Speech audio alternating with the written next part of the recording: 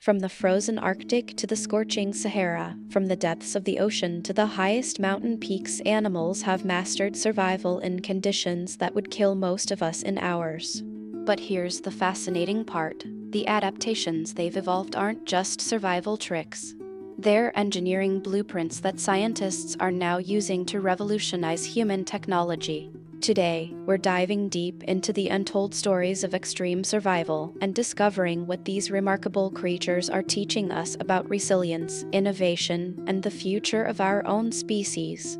Let's start at the top of the world, where Arctic foxes face temperatures that plummet to minus 70 degrees Celsius. Their secret? A multi-layered insulation system that would make modern winter gear jealous. They have 2 fur coats, a dense undercoat, and longer guard hairs, plus they can reduce blood flow to their extremities and curl into a tight ball, using their fluffy tail as a blanket. But the real marvel is their nose. Arctic foxes have evolved countercurrent heat exchangers in their nasal passages, where warm exhaled air heats up cold incoming air before it reaches their lungs. Now here's where it gets interesting for us. Engineers at MIT have been studying this design to create more efficient heating and cooling systems for buildings. Imagine reducing your energy bill by mimicking the nose of an Arctic fox. Shift your perspective underwater, and you'll meet an animal that shouldn't exist. The tardigrade, or water bear, is a microscopic creature so resilient it's practically indestructible. These guys can survive in the vacuum of space. They endure temperatures from near absolute zero to over 300 degrees Fahrenheit. How? When conditions get hostile, tardigrades enter a state called cryptobiosis, essentially shutting down their metabolism to near zero. Their cells produce special sugars that replace water, preventing ice crystal damage. They can stay dormant for decades. Scientists have sent tardigrades into space, and they returned unscathed. This isn't just cool, it's revolutionizing how we think about preserving biological materials and designing spacecraft that can survive extreme radiation and temperature fluctuations. Future Mars missions might use tardigrade-inspired technologies. Now let's talk about one of the harshest places on Earth, the Atacama Desert in Chile, where some areas haven't seen rain in recorded history. Yet the darkling beetle thrives here. This insect has evolved an ingenious adaptation. Its shell is covered in tiny bumps and grooves that collect water droplets from the fog that rolls in at night. The hydrophobic and hydrophilic surfaces on its back create a moisture harvesting system so efficient that researchers have been reverse engineering it for drought-stricken regions. Teams in California and the Middle East are now developing surfaces that mimic this beetle shell to collect water from air humidity alone. In a world facing water scarcity, a beetle living in one of Earth's driest places might hold the key to survival in our warming climate.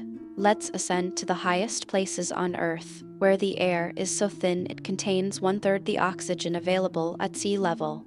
The bar-headed goose migrates over the Himalayas twice a year, a journey that would cause immediate organ damage in most animals. Their adaptation is multi-layered. They have bigger lungs and a more efficient oxygen extraction system in their blood. Their hemoglobin binds oxygen more effectively, and they have mitochondria optimized for low oxygen environments. They also have exceptional flight efficiency, using thermal uprafts and maintaining energy reserves through selective feeding patterns. Aerospace engineers studying these birds have redesigned drone wings and high-altitude aircraft designs. The principles of efficient flight in low oxygen conditions that the bar-headed goose perfected over millennia are now improving unmanned aircraft that monitor climate change in our upper atmosphere. Descent to the deepest ocean trenches, where the pressure is 1,000 times greater than at sea level, and the bioluminescent organisms that live there have evolved solutions to physics we're still studying. The Dumbo octopus, living at depths of 13,000 feet, has transparent flesh, allowing it to see its own organs and the prey inside its body. Its eyes are adapted to detect the faintest bioluminescent signals from other creatures in absolute darkness. But perhaps most remarkable is how deep-sea creatures manage protein folding under extreme pressure. Their proteins are structured differently to prevent denaturation. Pharmaceutical companies are now exploring how to use these pressure-resistant proteins to create drugs that remain stable at body temperature for longer periods. A creature that lives in crushing darkness might revolutionize medicine as we know it. Here's a question: how do certain animals survive in boiling hot springs where the water temperature exceeds 80 degrees Celsius? Thermophilic bacteria and archaea have enzymes called heat shock proteins that prevent other proteins from unfolding and becoming useless when exposed to extreme heat. These enzymes are now being synthesized in laboratories for use in industrial processes, from manufacturing to food preservation. But it goes further. The polymerase chain reaction, the PCR test you might have used during the pandemic, relies on an enzyme discovered in thermophilic bacteria from Yellowstone's hot springs. That's right, one of the most important diagnostic tools in modern medicine exists because a microorganism adapted to boiling water. This single adaptation has literally saved millions of lives.